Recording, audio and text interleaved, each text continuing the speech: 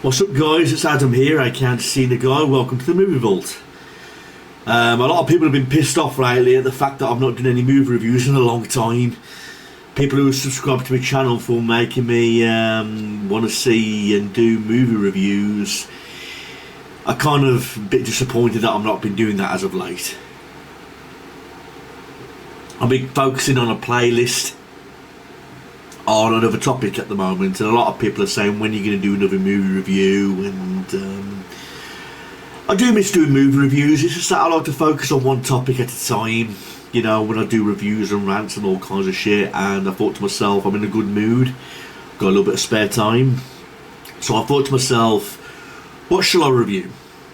Alright, and I looked at my entire collection and I was like, well, the first thing I want to do is, it's Saturday, it's a nice day, I'm in a good mood, so I don't want to spoil all that by ranting on a shit movie. Don't want to review a shit movie. I want to review a film that I think everyone enjoys, particularly me. And I want to talk about this movie right here. I think everyone loves this movie. It's a big part of our childhoods, especially if you were a 90s kid. Mortal Kombat. And yes, I do have the first Mortal Kombat on Blu-ray. Had to get it on Blu-ray, everybody. Again, big part of all our childhoods was this movie.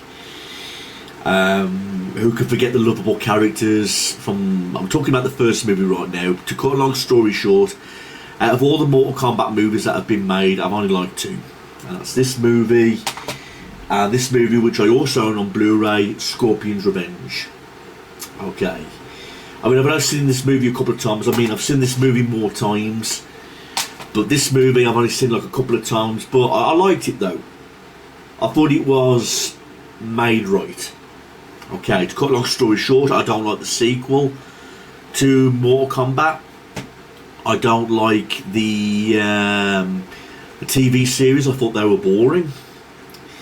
And I also don't like the latest one that they did. I mean, what year did that come out? Just checking right here. The 2021 movie. No, you heard me correctly. I don't like that movie.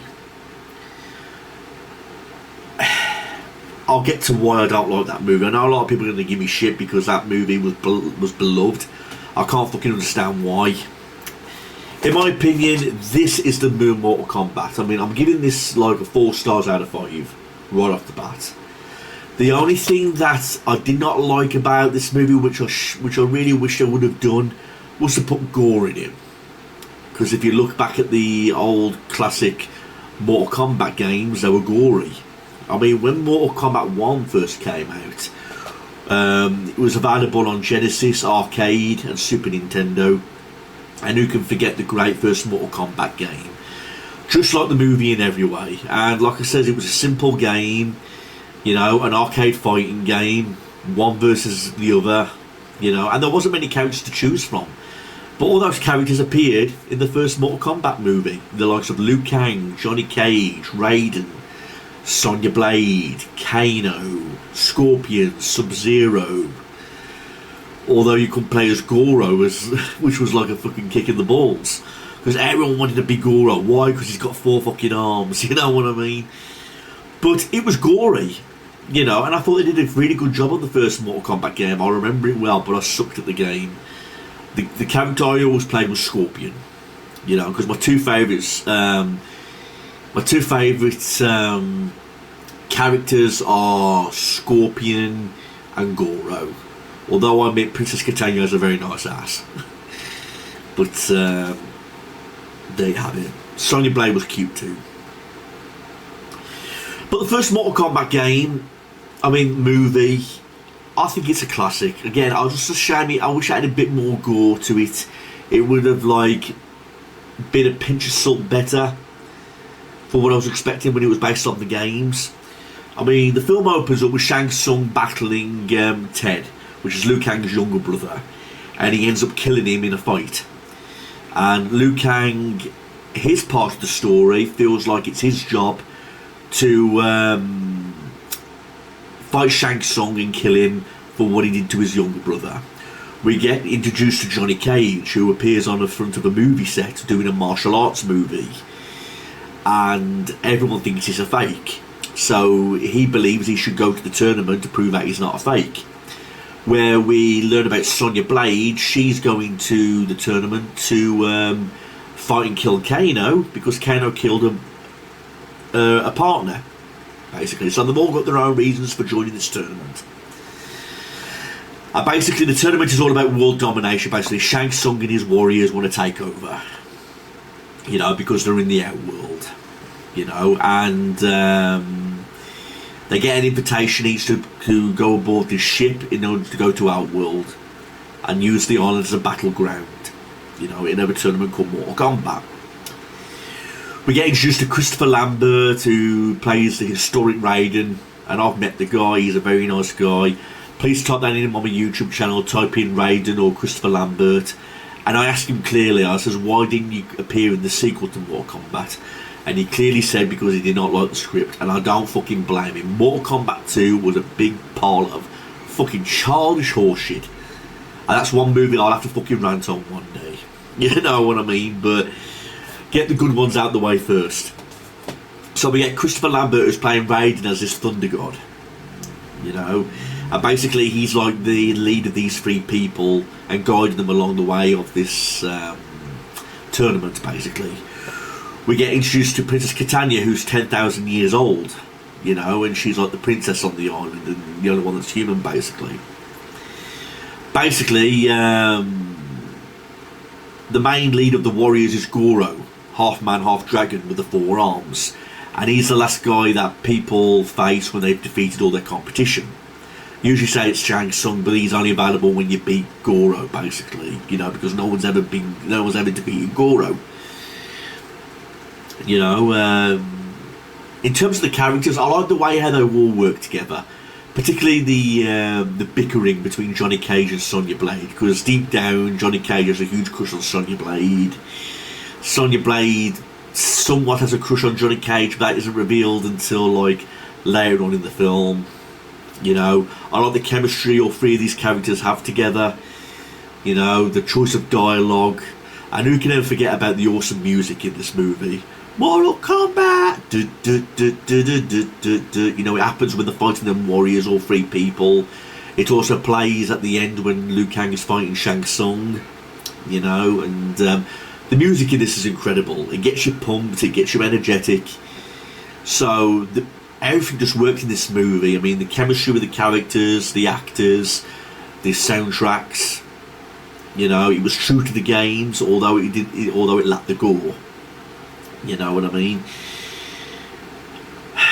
A part of me was disappointed that all the bad guys were losing because I thought that was cool, you know, because there's a scene where Johnny Cage defeats Scorpion, and there's a scene where Liu Kang defeats Sub-Zero, Sonya Blade defeating Kano, and there was also Reptile in the Outworld. Liu Kang defeated him, and Johnny Cage defeated Goro. And at the end, we get a good ending until the Emperor shows up, with Liu Kang defeating Shang Tsung and thus winning the tournament of Mortal Kombat.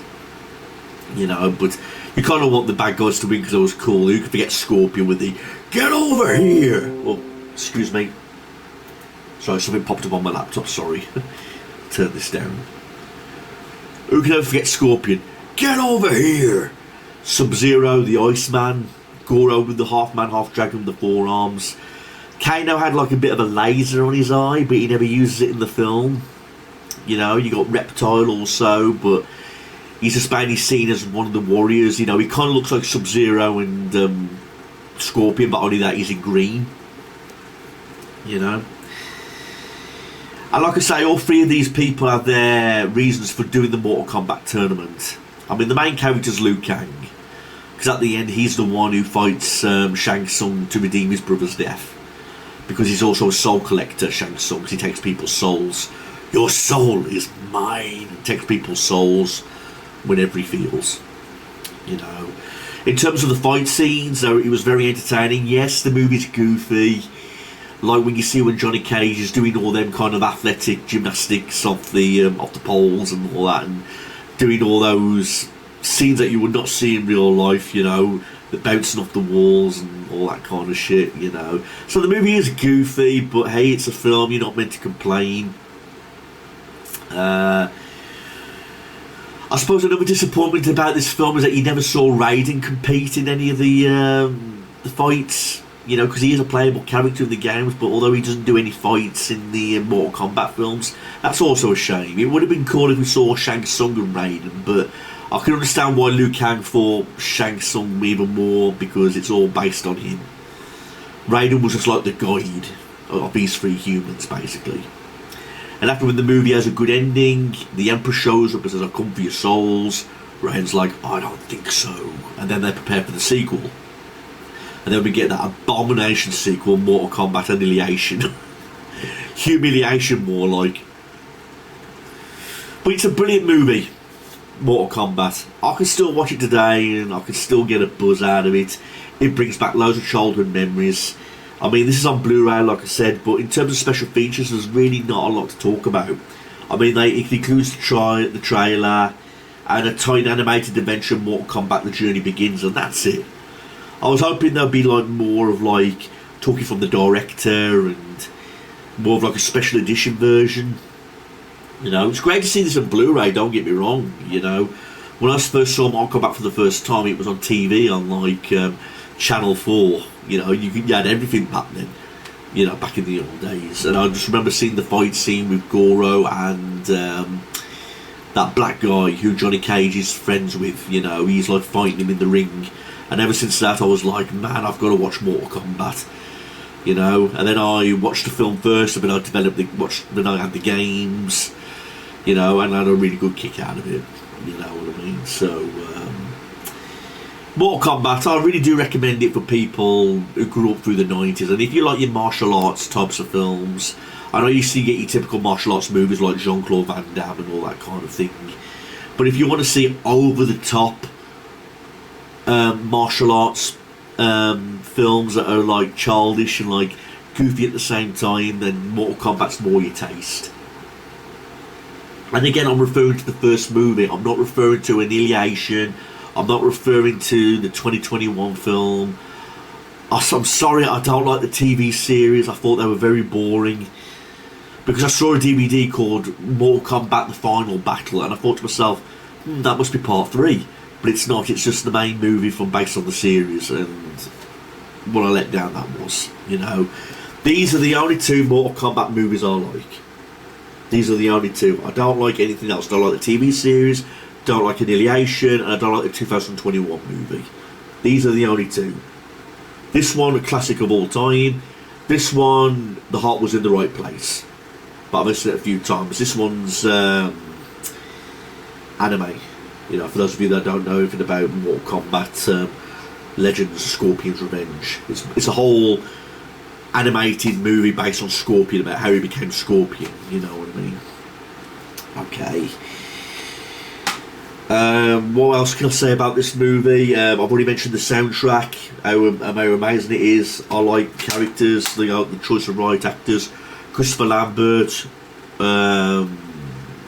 Robert, you got Sonya Blade, and again, just kind of pissed off that it had lack of gore. And in terms of comedy, there was a few comedy in this, like the bickerness between Sonya Blade and Johnny Cage. That was fun. Who can forget the funniest part of the movie, you know, where Johnny Cage has a plan to defeat Goro, and the best way to delete him is by punching him in the balls, you know, because he does the splits and then he punches him in the balls. And, you know, Goro falls to his death by falling off the cliff because Johnny Cage is like, this is where you fall down, after when he broke his sunglasses, you know. So it does have its bit of comedy, it has its parts of action, it has its parts of seriousness, but there's a lot of goofy moments that you'd see in a martial arts movie, and this one really tops it all off. But again, a very enjoyable film. They don't make them like this anymore. 2021 was all about CGI and all that kind of shit, and back then you didn't really have any of that stuff, you know, and that's what made the 90s so magical when they made martial arts movies, particularly in Mortal Kombat, you know. Well, that's my review for Mortal Kombat, everyone. Will I review everything else? Maybe. I'd have to be in the right mood for it to do a rant, but I don't want to spoil my days by doing rants. But we'll see. I mean, what do you think about Mortal Kombat? I mean, I'd like to hear your thoughts, everybody. Please leave it in the comment section below and email me if you've got any questions. Alright, thanks for watching the Movie Vault, everyone. Really do appreciate it. Mortal Kombat. 4 stars out of 5 I'm giving it. Peace out, everyone. Have a nice day. Bye.